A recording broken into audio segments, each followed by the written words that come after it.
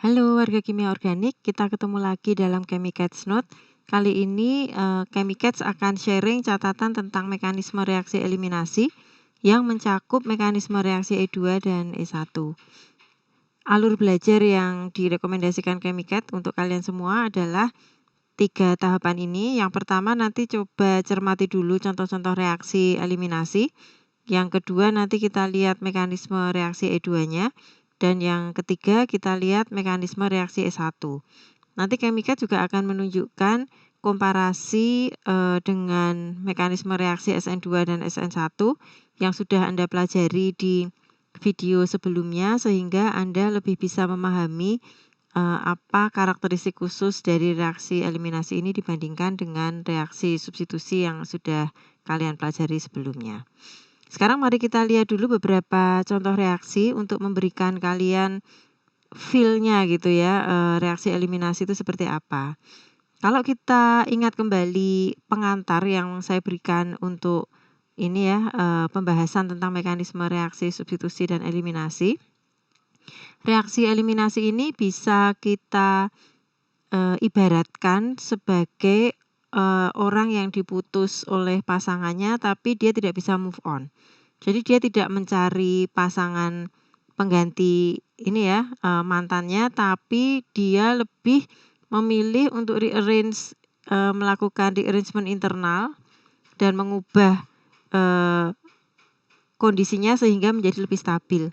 Dalam konteks molekul, stabilitas ini akan diperoleh dengan cara mengatur ulang hibridisasi orbital yang tadinya sp3 menjadi hibridisasi sp2 atau orbital pi yang menjadi ikatan rangkap. Jadi ini bedanya dengan substitusi ya.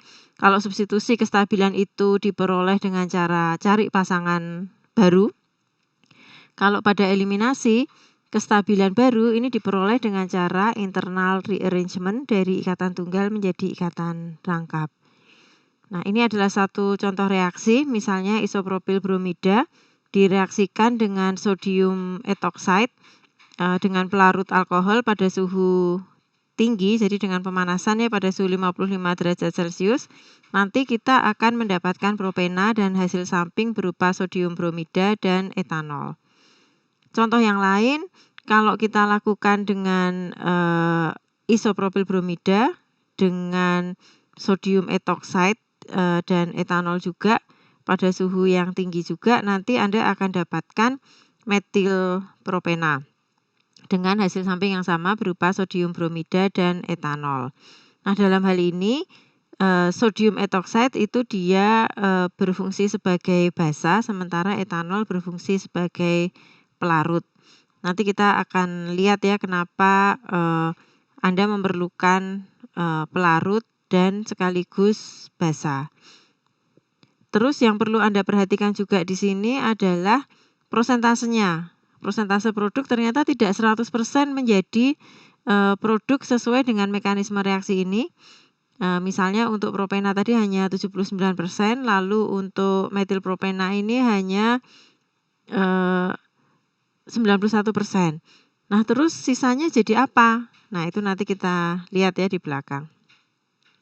Secara umum, reaksi yang mengalami reaksi eliminasi ini biasanya adalah reaksi-reaksi yang kita sebut sebagai dehidrohalogenasi. Ini artinya adalah reaksi yang Anda mengeluarkan hidrogen sekaligus halogen dari suatu senyawa alkil halida, sehingga nanti Anda akan memperoleh senyawa dengan ikatan rangkap. Nah, karena ini polanya itu spesifik gitu ya. Jadi yang hilang itu pasti yang leaving group ini adalah halogen dari atom C yang kita sebut sebagai C alfa. Jadi C alfa ini adalah atom C yang mengikat leaving group. Lalu atom H yang akan pergi ini dia selalu berasal dari atom H yang terikat pada C beta. C beta adalah atom C yang tepat bersebelahan dengan C alfa. Sehingga hidrogen ini kita sebut sebagai beta hidrogen.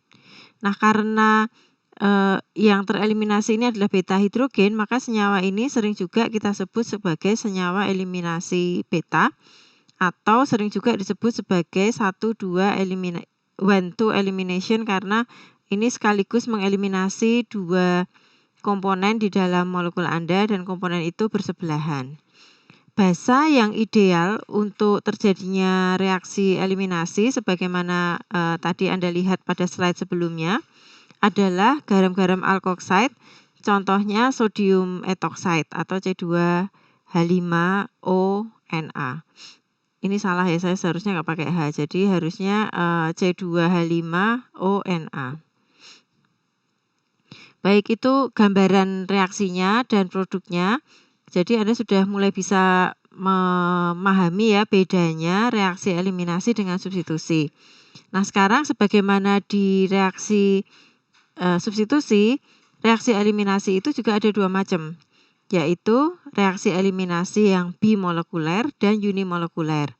Reaksi eliminasi yang bimolekuler artinya adalah kedua reaktan yang terlibat itu akan menentukan kecepatan reaksi. Nah, sama juga analog dengan pada reaksi substitusi. Untuk substitusi bimolekuler kemarin kita melewati kondisi transisi. Jadi reaksinya itu terjadi secara serempak antara masuknya basa dengan pemutusan ikatan. Nah, bedanya adalah apa yang terjadi setelah kondisi transisi. Jadi kalau pada reaksi eliminasi, setelah basa itu masuk, ini ya, basa di sini adalah sodium etoxide tadi ya, dia masuk mencari bagian yang paling positif, yaitu hidrogen pada atom C beta. Nah, kemudian dia akan mendorong elektron ke arah sebelah kanan, ke arah leaving group Br di sini, sehingga nanti akhirnya Br ini akan tertendang keluar dan elektron yang didorong di sini karena ini ada 2 atom C yang bersebelahan ya. Nah, ini ada orbital-orbital yang berdekatan. Ini akan membentuk mengubah hibridisasi orbital dari yang tadinya ini orbital tunggal ya, ikatan tunggal menjadi orbital pi yang memfasilitasi terjadinya ikatan rangkap. Sehingga senyawa yang ditinggalkan oleh Br dan H, dia tidak perlu mencari pasangan yang baru, karena dengan rearrangement orbitalnya, rearrangement pada hibridisasi orbitalnya, dia sudah bisa mencapai kestabilan yang baru. Tapi sekarang dia sudah berubah menjadi senyawa yang lain ya, tidak lagi senyawa ikatan tunggal, tapi dia menjadi senyawa ikatan rangkap. Kalau kita bandingkan dengan SN2, Anda masih ingat di SN2 kemarin ya, mekanismenya juga semacam itu, terjadi dorongan dari basa yang masuk ke dalam alkil halida ini. Cuman bedanya kalau pada SN2, basanya itu dia akan nempel pada alkil halidanya dengan menendang leaving groupnya. Jadi dia ganti pasangan gitu ya, si alkilnya yang tadinya dengan halogen, dia ganti pasangan sekarang dengan basa yang menyerang. Nah, kalau untuk eliminasi E2, mekanisme reaksi E2, ini juga sama.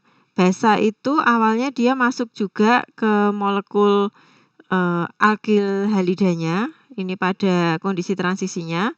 Tapi bedanya si basa yang menyerang ini dia keluar juga dengan membawa pasangan, hanya membawa hidrogen dari molekul yang diserangnya. Sehingga si molekul yang tertinggal ini sekarang dia tidak mencari pasangan baru, tapi dia membentuk ikatan rangkap. Kalau pada SN2 terjadi inversi konfigurasi karena badai ini ya, dengan kedatangan si basa ini, lalu konfigurasinya menjadi terbalik. Kalau pada E2 tidak terjadi inversi, tapi terjadi perubahan hibridisasi orbital sehingga sekarang kita punya orbital pi. Tapi ini sama-sama perlu energi yang besar ya, baik untuk inversi konfigurasi maupun Anda mengubah molekul-molekul itu harus mengubah hibridisasi orbitalnya. Itu tadi yang E2, jadi untuk reaksi bimolekuler. Untuk reaksi unimolekuler atau E1, mekanismenya juga sama seperti pada SN1 kemarin, yaitu melalui pembentukan karbokation. Dan ini adalah langkah yang paling lambat dari 2 step yang terjadi di dalam mekanisme reaksi E1. Kalau pada SN1 kemarin kan Anda ada 3 step ya. Kalau pada E1 ini Anda hanya ada 2 step karena itu tadi ya si molekul yang ditinggalkan oleh leaving groupnya dan juga hidrogen, dia tidak mencari pasangan baru tapi dia melakukan rearrangement internal untuk membentuk orbital p, sehingga dia tidak punya pasangan yang baru ya. Dengan 2 step ini sudah cukup reaksi E1-nya. Contoh reaksinya adalah kalau Anda mereaksikan tersier butil klorida dengan etanol dan air. Ini pada suhu kamar ya. Jadi perhatikan nanti kalau Anda mempelajari mekanisme reaksi ini, jangan hanya dilihat apa menjadi apa, tapi Anda juga perlu lihat kondisinya bagaimana. Nah, untuk reaksi tersier butil klorida dalam kondisi keberadaan etanol dan air, ada 2 kemungkinan reaksi yang terjadi.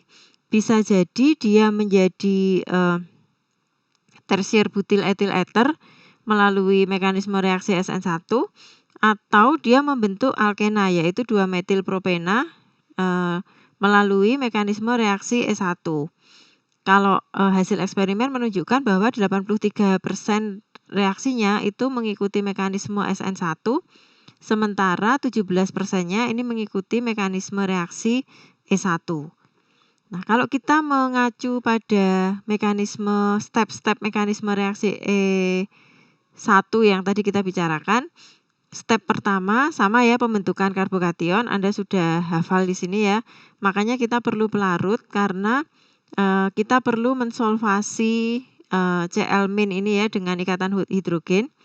Kita masih ingat ya kalau untuk reaksi-reaksi SN1 Anda memerlukan solvent yang protik, yaitu punya ikatan hidrogen sehingga dia bisa mengisolasi atau istilah teknisnya adalah mensolvasi ion Cl ini supaya dia nggak gabung lagi dengan karbokation.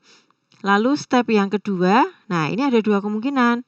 Kemungkinan pertama, kalau solvent Anda itu berperan sebagai nukleofil, maka yang terjadi adalah inversi konfigurasi dan Anda akan mendapatkan produk berupa mekanisme reaksi SN1. Kalau yang terjadi adalah kemungkinan yang kedua ini, solvent sebagai basa, maka dia bukan melakukan inversi konfigurasi dan memasukkan basa ke dalam molekul yang dipecah sama dia, tapi dia meremove hidrogennya, maka ini akan terjadi mekanisme reaksi E1 dan Anda mendapatkan alkena. Nah, biasanya E1 dan SN1 ini nggak bisa Anda pisahkan. Pasti akan terjadi dua-duanya, cuman permasalahannya yang mana lebih dominan daripada yang lain, nah itu ada faktor-faktor yang mempengaruhi. Maka nanti di catatan KemiCAT selanjutnya, ini bagian terakhir dari mekanisme reaksi substitusi dan eliminasi, kita akan membuat semacam rangkuman gitu ya.